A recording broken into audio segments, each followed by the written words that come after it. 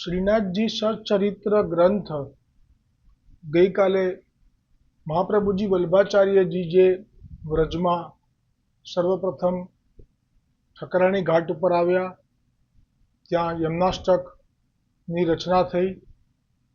યમુનાજીની વિનંતીથી શ્રીમદ ભાગવત 7 દિવસ માટે આપે વચનામૃત કર્યા અને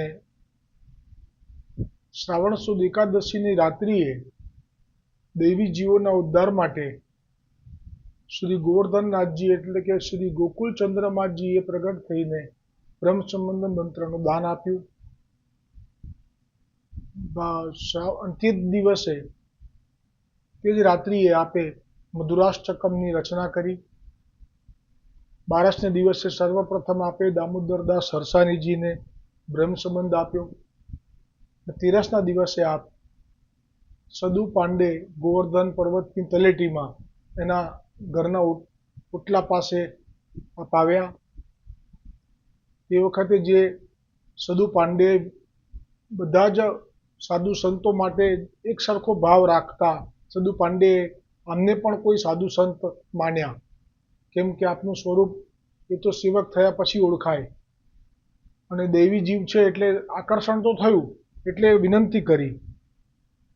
એમાં નિત્ય નિયમ જે હતો સદુ પાંડેનો કે કોઈ પણ આવે મહાત્મા સાધુ તો એમને સીધું લેવડાવવું.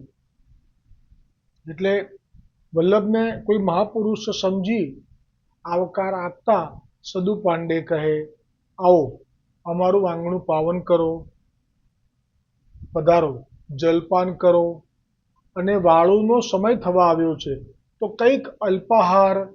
હજી આગળ બોલે એ પહેલાં જ મહાપ્રભુજીના એક સેવકે તેમને કહ્યું કે આપ શ્રી આચાર્ય મહાપ્રભુજી એક ના પાંડેજી, અમારા આચાર્ય શ્રી કોઈના ઘરનું કંઈ લેતા નથી. આપ શ્રીને શરણે જે જીવ આવે એને સેવક કર્યા પછી તે જે કંઈ ધરે તે આપ સ્વીકારે છે. આ વાત થઈ રહી હતી તે વખતે જ એક અલૌકિક મધુર સ્વર શ્રી ગિરિરાજજી ઉપરથી આવ્યો, નરો મેરે નેગ કો દૂધ લાવો. ગઈકાલે આ પ્રસંગ અહીંયા સુધી આવ્યો હતો કે તેના જવાબમાં સદુ પાંડેના ઘરમાંથી જ મધુર સ્વરે જવાબ આપ્યો, અહો વારી જાઉં લાલ, હમણાં લાવી મારા ઘરે પરોણા એટલે મહેમાન આવ્યા છે, એમનું સમાધાન કર્યા પછી પરવારીને આપનું દૂધ લાવું છું. ત્યારે ફરી શ્રી ગિરિરાજજી ઉપરથી અવાજ સંભળાયો કે પરોણા આવ્યા તો ભલે આવ્યા, એકવાર તો જલ્દીથી દૂધ લઈને આવી જા, મને મોડું થાય છે. પછીથી પરોણા એટલે કે મહેમાનનું સમાધાન થઈ જશે. ત્યારે જ મુખીના ઘરમાંથી એક સુંદર કન્યા હાથમાં દૂધનો કટોરો લઈને નીકળી અને સદુ પાંડેને કહે, બાપુ પર્વતના દેવને દૂધ પીવડાવીને હમણાં આવું છું. કહેતા પેલી કન્યા સડસડાટ શ્રી ગિરિરાજ ઉપર ચડી ગઈ અને થોડી વારમાં તે સદુ પાંડેની દીકરી શ્રી ગિરિરાજ પર્વત પરથી પાછી આવી ગઈ અને જ્યાં તે ઘરમાં જવા જાય ત્યાં જ શ્રી મહાપ્રભુજી વલ્લભાચાર્યજીએ તેને રોકી અને પૂછ્યું કે તારું જ નામ નરો છે ને? બસ અહીંયા સુધી ગઈકાલે પ્રસંગ આવેલો. હવે આ પ્રસંગ આગળ. નરોને આશ્ચર્ય થયું અને સામે પૂછ્યું, હા, પરંતુ આપને કેસે જાણ્યો? ત્યારે શ્રી મહાપ્રભુજી વલ્લભાચાર્યજી મલક્યા અને બોલ્યા, હમણાં તારા નામની બૂમ કોઈકે પાડી હતી ખરું ને? એ અમે સાંભળી. હમણાં પ્રભુ બોલ્યા હતા ગોવર્ધનનાથજી ઉપરથી, નરો એટલે આ કટોરો લઈને તું ક્યાં ગઈ હતી? नरो कहे वो पर्वत को देवता देव दमन है, वाको नेग है मेरे हाथ सो दूध पीवे को, वाही को दूध पियाई आई। श्री वल्लभ कहे अच्छो या कटोरा में कछु दूध बच्यो होय सो हमको देव। नरो कहे महाराज भीतर એટલે અંદર આવો ઘરમાં बहुत दूध ભર્યો है, जितनो चाहिए उतनो लेव हूँ। ત્યારે श्री महाप्रभुजी वल्लभाचार्य जीए કહ્યું हमको याही में शू चाहिए। ત્યારે નરોએ કટોરો શ્રી મહાપ્રભુજી વલ્લભાચાર્યજીના સામીપમાં મૂક્યો। આપે તો કટોરાને હસ્તમાં લઈ પ્રથમ આપના નિજ મસ્તકે ધર્યો અને પછી અંદર દ્રષ્ટિ કરી તો થોડું દૂધ વધેલું હતું તેનું પાન કર્યું। આ જોઈને સદુ પાંડેએ હાથ જોડીને વિનંતી કરી કે મહારાજ વાત છુપાવશો નહીં, આપ કયા મનોરથથી વ્રજમાં અહીંયા સુધી પધાર્યા છો એ કહો। કેમ કે જાણી ગયા કે છે ઝારખંડથી આવ્યા છે 5 મહિનાનો પ્રવાસ કરીને। કારણ કે અમારા ઘરે અવારનવાર સંત મહાત્મા આવે છે, એમને અમે દહીં દૂધ રોટી સીધું સામગ્રી વગેરે માગે છે, અમે હોંશે હોંશી આપીએ છીએ, પરંતુ આપે અમારી પાસે કંઈ જ ન માગ્યું। વળી આપે આ પ્રસાદી દૂધ થોડું જ વધ્યું હતું તે તો આપે માગીને લીધું। તેથી જરૂર તમારો એ દેવ દમન એટલે કે જે પ્રગટ થયા છે શ્રીનાથજી, એમની સાથે ખાસ કંઈક નાતો હોય એવું લાગી રહ્યું છે। ત્યારે શ્રી મહાપ્રભુજી વલ્લભાચાર્યજીએ પોતાનો મનોભાવ પ્રગટ કર્યો।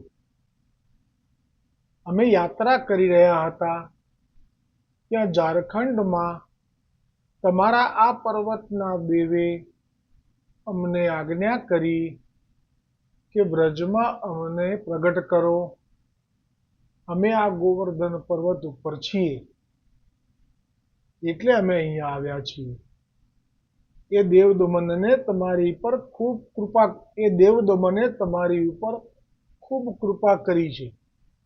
શ્રીનાથજી મહારાજના આ ઝારખંડની વાતને પણ આપે સરળ હૃદયથી જે હતી એ લીલા સદુ પાંડેને પણ આપે કહી દીધી। આપની આવી સરળતા છે।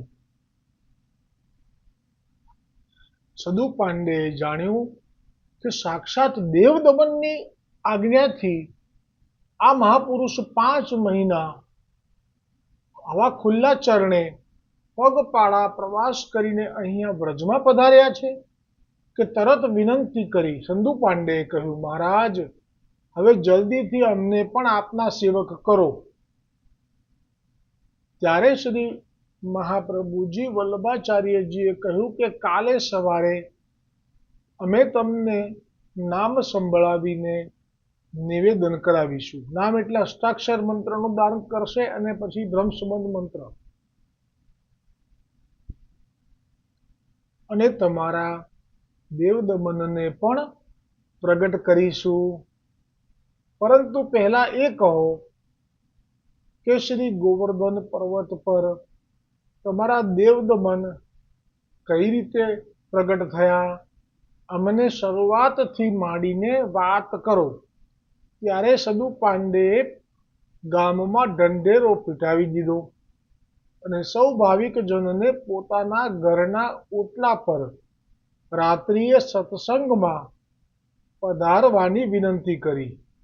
રાત પડી ત્યારે આચાર્યશ્રી ઓટલા પર બિરાજ્યા। ત્યાં સદુ પાંડેના ભાઈ માણેકચંદ પાંડે પણ પોતાની સાથે રહેતી વૃદ્ધ માતાને લઈને આવ્યા। આ બે ભાઈઓ છે, સદુ પાંડે વૃષભાનુજીનો અવતાર છે, સ્વામીજીના પિતાનો, અને આ માણેકચંદ પાંડે એ એ મધુમંગલનો અવતાર છે. વ્રજમાં ઠાકોરજીના સખા છે મધુમંગલ, એમનો પણ વ્રજ લીલામાં પ્રવેશ નથી, કેમ કે એ હનુમાનજીનો અવતાર છે. એમને ગોલોકમાં ઠાકોરજીની લીલાનો લાભ લેવો હતો, તો હનુમાનજી એ તો રામજીને અનન્ય છે, એટલે એ એવી રીતે ન લઈ શકે, એટલે એમણે આપનો એક અંશ અવતાર એ આવી રીતે વ્રજમાં પ્રગટ કર્યો. એ જ માણેકચંદ પાંડે એ પોતાના આ ભાઈથી અલગ રહેતા હતા. માણેકચંદની જે માતા છે, એટલે સદુ પાંડે અને માણેકચંદ પાંડે એક જ માતાના બે પુત્રો છે, પણ માતા રહે છે એ માણેકચંદ પાંડેની સાથે. તે પણ આવ્યા.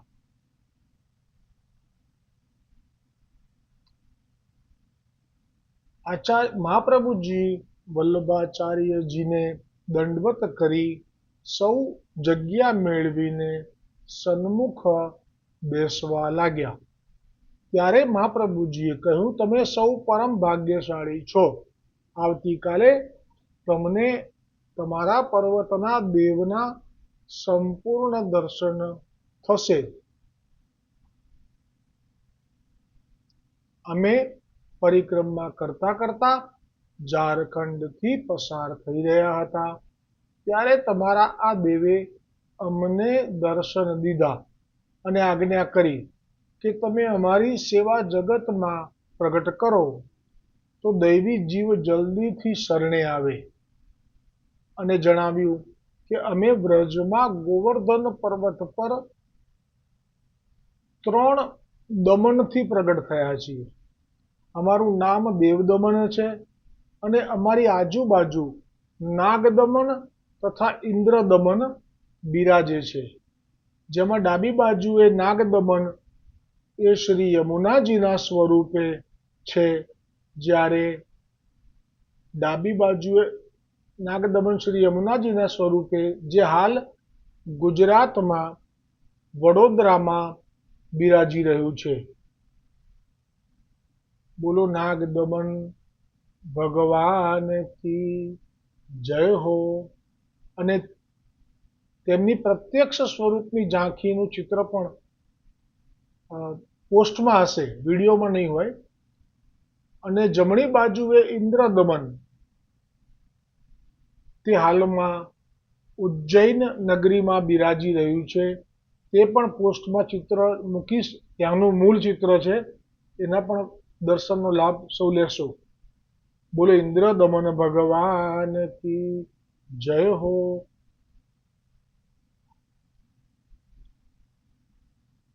ગિરિરાજજીના સ્વરૂપે, જે હાલ મધ્યપ્રદેશ ઉજ્જૈન શહેરમાં અને મધ્યમાં તમારા દેવદમન બિરાજે છે, સાક્ષાત પૂર્ણ પુરુષોત્તમ છે. આ બધું મહાપ્રભુજી જ કહી રહ્યા છે. સદુ પાંડે, માણેકચંદ પાંડે, વ્રજવાસીઓ જે આવ્યા છે સત્સંગ માટે, ઓટલા ઉપર બેઠા છે એમને. અને હાલ મધ્યપ્રદેશમાં ઉજ્જૈન શહેર, અને હાલમાં આ મધ્યમાં તમારા દેવદમન બિરાજે છે, જે પ્રગટ થયા ત્યારના સ્વરૂપના દર્શન વલ્લભ કરાવી રહ્યા છે. અને એ જે છે એ સાક્ષાત ગોવર્ધનનાથજીનું પ્રાગટ્ય છે.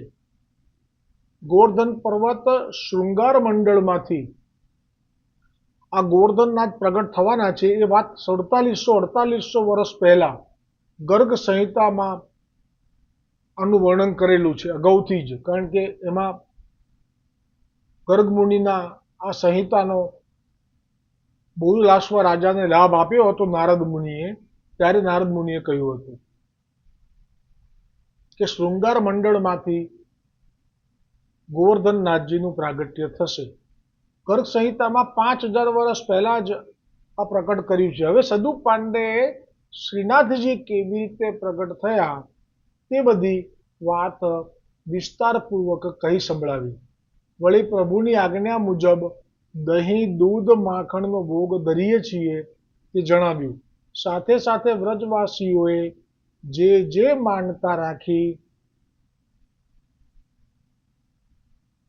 તે બધી જ પ્રભુએ પૂરી કરી, તે લીલા પણ કહી સંભળાવી.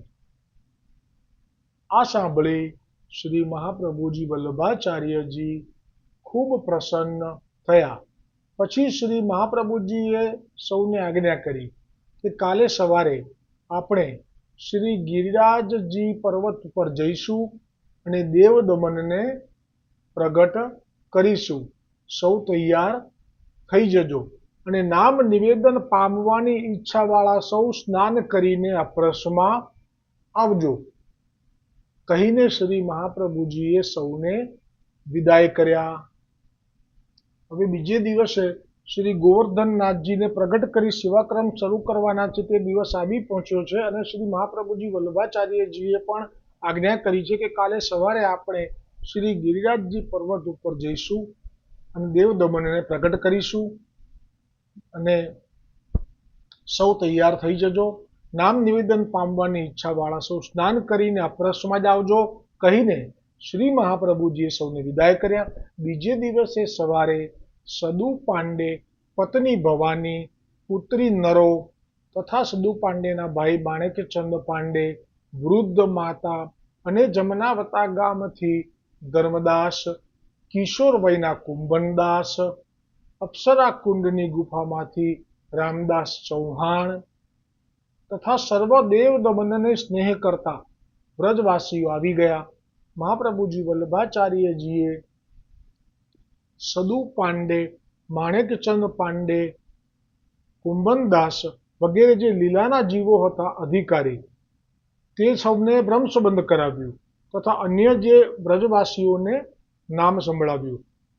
પછી આપ શ્રી આપના 5 સેવકો અને સદુ પાંડે 5 સેવકોમાં એ જ કૃષ્ણદાસ મેઘન, દામોદરદાસ સરસાણીજી વગેરે અને સદુ પાંડે નરો સહિત સર્વે વ્રજવાસીઓને સાથે લઈને શ્રી ગિરિરાજજીની તલેટીમાં પધાર્યા.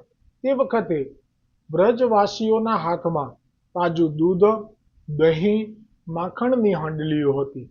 સહુની આગળ નરો હતી જેણે ચણિયા ચોળી, ઓઢણી પહેર્યા હતા. માથે દૂધની હાંડલી હતી. સદુ પાંડેના ઘરની પાછળથી એક ટૂંકો રસ્તો શ્રી ગિરિરાજજીની ટોચ સુધી જતો હતો.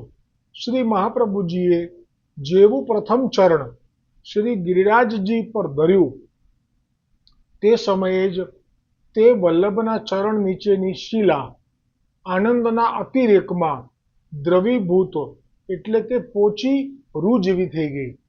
તે ક્ષણે શ્રી મહાપ્રભુજી વલ્લભાચાર્યજીના ચરણની છાપ એ માખણ જેવી થઈ ગયેલી શિલા પર અંકિત થઈ ગઈ, કોતરાઈ ગઈ. આ શિલા હાલ દંડવતી શિલાની સામે જે સર્વોત્તમ કુંજ નામની મુંદડાજીએ બંધાવેલી જે ધર્મશાળા છે ત્યાં બિરાજે છે, જ્યાં શ્રી ગુસાઈજી તથા શ્રી ગિરધરજીની બેઠકજી બિરાજે છે તથા કૃષ્ણદાસ અધિકારી જ્યાં બેસીને શ્રીનાથજીની પેઢીનો વહીવટ કરતા તે સ્થાન પણ આ જ છે. એટલે જે ગુસાઈજી ઉપર ગોવર્ધનનાથજીની સેવા કરીને પછી પ્રસંગ આવે છે વાર્તા પ્રસંગમાં કે આપની બેઠકમાં બિરાજતા હતા, તે આ સ્થાન છે જે હાલમાં ધર્મશાળા જે બનાવી છે એની અંદર આવી ગયું છે. આ લાભ લેવો હોય તો એ બરાબર આ નામ છે, તમે વાંચી લેજો, પોસ્ટ પણ મૂકીશું. અને જ્યાં શ્રી ત્યાંથી સહુ કોઈ એ મહાપ્રભુજીના ચરણારવિંદની છાપના દર્શન કરવા હોય અને ગુસાઈજીના બેઠકના પણ દર્શન કરવા હોય તો એ સ્થાનનો લાભ લઈ શકાય. ત્યાંથી સહુ કોઈ એ માર્ગ ઉપર જઈ પહોંચ્યા. તે વખતે જ દેવ દમન કૂદકો મારીને સ્વયં બહાર પધાર્યા અને દોડીને શ્રી મહાપ્રભુજી વલ્લભાચાર્યજીને ભેટી પડ્યા. અતિ અલૌકિક મિલનના દર્શન સૌ વ્રજવાસીઓને થયા ત્યારે સૌ કોઈ રોમાંચિત થઈ ગયા. તે વખતે શ્રી ગિરિરાજજીની શિલાએ આ બંને સ્વરૂપોના ચરણ ચિહ્નો પોતાના પર અંકિત કરી લીધા. શ્રી ગોવર્ધનનાથજીએ શ્રી મહાપ્રભુજીને પોતાની સેવા પ્રગટ કરવાની આજ્ઞા કરી. તે જ વખતે શ્રી ગિરિરાજજી પર નાનકડું મંદિર એટલે કે કાચું પાકું મઢુલી જેવું મંદિર તૈયાર કરવામાં આવ્યું. તેમાં દેવદમન શ્રીનાથજીને પાટે પધરાવવામાં આવ્યા. તે દિવસ હતો સંવંત 1549, શ્રાવણ સુદ 13 અને શનિવાર. આ દિવસ શ્રી મહાપ્રભુજી વલ્લભાચાર્યજીની આજ્ઞા પ્રમાણે શ્રીનાથજીનો સેવા પ્રકાર શરૂ થયો. હવે શ્રીનાથજીની સેવા કોણ કરી શકશે? એ વાત તો અંતર્યામી શ્રી વલ્લભ આપ પહેલેથી જ જાણતા હતા. છતાંય વ્રજવાસીઓના મોઢે પાકું કરાવવા ખાસ તો સદુ પાંડે તરફ દ્રષ્ટિ કરીને સાથે સહુને પૂછ્યું, બોલો, તમારામાંથી દેવદમનની સેવા કરવા કોણ તૈયાર છે? ત્યારે સદુ પાંડે સમજી ગયા કે શ્રી વલ્લભ મને જ કહી રહ્યા છે. ત્યારે સદુ પાંડેએ કહ્યું, મહારાજ, અમે તો ગાયોને ચરાવવા વાળા અને ખેતીવાડી કરીને પેટ ભરવા વાળા સંસારી જીવો છીએ. પણ અમે દહીં, દૂધ, માખણ તથા સીધું સામાન જે સામગ્રી કહેશો તે સેવા અમે જરૂર હાજર કરી દઈશું. પણ સેવા, પ્રત્યક્ષ સેવા ગોવર્ધનનાથજીની એ તો અમારાથી નહીં થઈ શકે. હવે શ્રી મહાપ્રભુજી વલ્લભાચાર્યજીએ આજ્ઞા કરી કે તમારામાંથી જે રામદાસ ચૌહાણ હોય તે આગળ આવે. આ રામદાસ ચૌહાણના વાર્તા પ્રસંગમાં આવે છે. વિશાખાજીની સખી હોય છે. વિશાખાજીને જે ભોગ ધરે સખડી, તો ત્યારે એને એમ થાય કે હું કેમ ના ધરું. ખરેખર ત્યાં જે આજ્ઞા હોય એને જે સેવા માથે હોય એ જ કરી શકે, અન્ય ન કરી શકે. તો એક વખત આજ્ઞા વગર જાતે જ એ પીરસવા લાગી અને તે વખતે વિશાખાજીએ શ્રાપ આપી દીધો કે તું ભૂતલ ઉપર પડ. પણ ત્યારે ગોવર્ધનનાથજીએ જ કહ્યું કે આ શ્રાપ મેં અપાવડાયો કહેવાય, કેમ કે હું તને ભૂતલ પર આ બધો લાભ આપીશ. અને એ જ આ રામદાસ ચૌહાણ થયા છે. એટલે આપણે કેવું વિચાર્યું મહાપ્રભુજીએ કે જે પ્રગટ થયા છે એમાં સદુ પાંડે નિમિત્ત છે. સદુ પાંડે સૌથી પહેલા જાણે છે, તો સદુ પાંડેને મારે પહેલા કહેવું જોઈએ. એ ના જ પાડવાના હતા, પણ છતાંય પાછળથી એવું ના લાગે કે સીધા રામદાસને સોંપી દીધા. એટલા માટે સદુ પાંડેને પહેલા કહ્યું. પણ સદુ પાંડે જ્યારે કબૂલ કર્યું કે મારાથી નહીં જ થઈ શકે, પછી આપે અધિકારી એવા રામદાસ ચૌહાણને કહ્યું કે જે હોય તે આગળ આવો. અને વૈષ્ણવની વાર્તા પ્રસંગમાં વિસ્તારથી પ્રસંગ આવેલ છે, ખરેખર લાભ લેવા જેવો છે, વાંચજો. ત્યારે પોતાનું નામ શ્રી મહાપ્રભુજી વલ્લભાચાર્યજીના મુખેથી સાંભળીને આશ્ચર્ય સાથે અતિ રોમાંચ થયો અને બોલ્યા, જે કૃપાનાથ, આજ્ઞા ફરમાવો. ને અધૂરો રહેલો પ્રસંગ આ શ્રીનાથજી ચરિત્રામૃતનો, સચિત્ર ગ્રંથનો, શક્ય હશે તો ચિત્ર પણ મૂકતો રહીશ, પણ એ બધો લાભ પોસ્ટમાં મળશે, વિડીયો ઓડિયોમાં નહીં મળી શકે. એ સાથે અધૂરો રહેલો પ્રસંગ આવતીકાલે. બોલો ગોવર્ધનનાથ કી જય, વલ્લભાધીશ કી જય હો.